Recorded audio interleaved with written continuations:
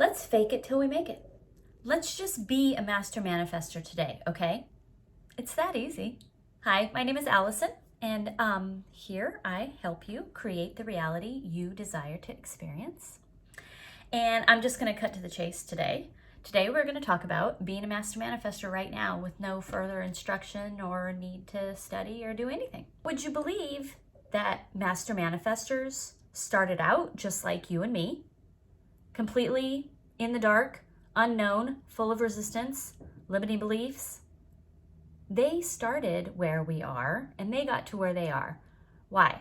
There's nothing particularly special about any particular individual, except for the fact that they persisted in eliminating their resistance in order to line up with what they wanted to experience.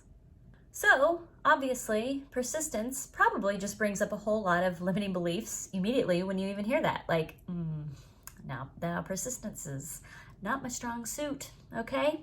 Do you know how many projects I've started, habits I've tried, weight loss programs, how many crafting supplies I bought because I wanted to be a crafter, a DIYer? Now, none of it panned out because I lack follow through big time. And you might be feeling the same way.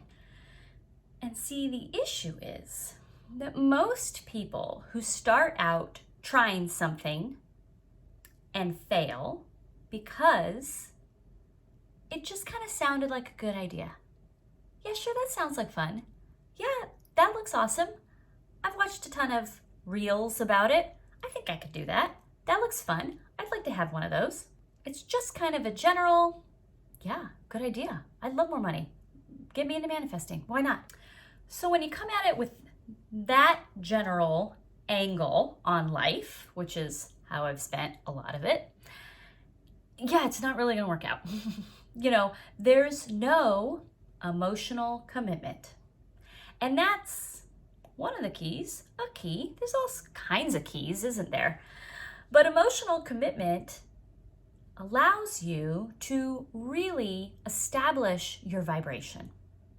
Because we know that establishing our vibration and getting on the wavelength requires a belief and feelings that match up, right? It's all about finding the feeling place.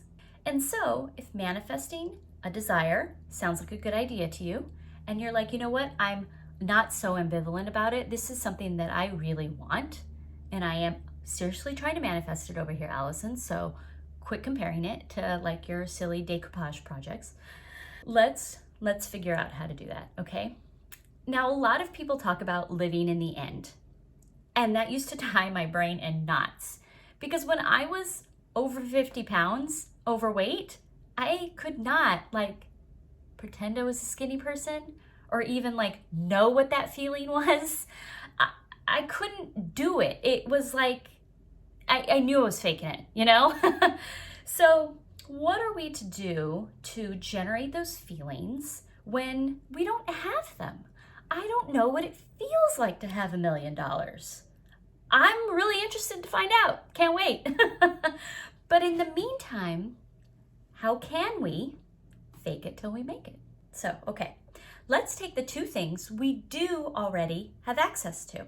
And number one, there's a cool girl boss saying that I really like, and that's success leaves clues. When I was overweight, didn't have access to the feeling of being skinny and looking good in a bikini, I do have access to people who do feel good, who do look good in a bikini.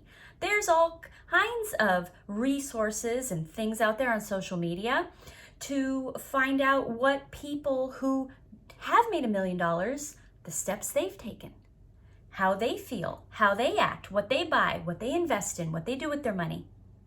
There's all kinds of resources. So we have a ton of access to the behaviors and beliefs of people who do have what we want. And the second thing we already have access to is our ability to focus. So what if we combined those two and just picked somebody who has what we want and started researching them? You could act like a reporter. And in that way, it sort of takes it out of you and you're not clinging to it too much. You can just be kind of reporting the facts. This is how this person dresses. This is what this person spends their money on. This is what they believe. These are the kinds of words they use to describe themselves, their life. This is the general vibrational feeling I get from this person. Happiness, freedom, success, contentment, self-worth. You know, what are these things that you can see from this person? And then you can focus on it. Focus on it. Do some journaling activities. Come up with some affirmations of your own that reflect these values. Come up with some meditation time where you can just meditate on self-worth. What is that feeling? What does that feel like? Can I just grow that feeling inside of me? You have access to all your feelings all the time. You don't need something special to happen. You can call it up. I dare you. Meditate on that feeling. Know it. Call it up. I feel worthy, extremely worthy, right here, right now. Can you start focusing on those things that that person exhibits, who does have what you want? Can you take it a little further? Does that person get up at 5 a.m.? Probably. Give it a try. Do it with a fun game. We're faking it till we make it. This is fun and lighthearted.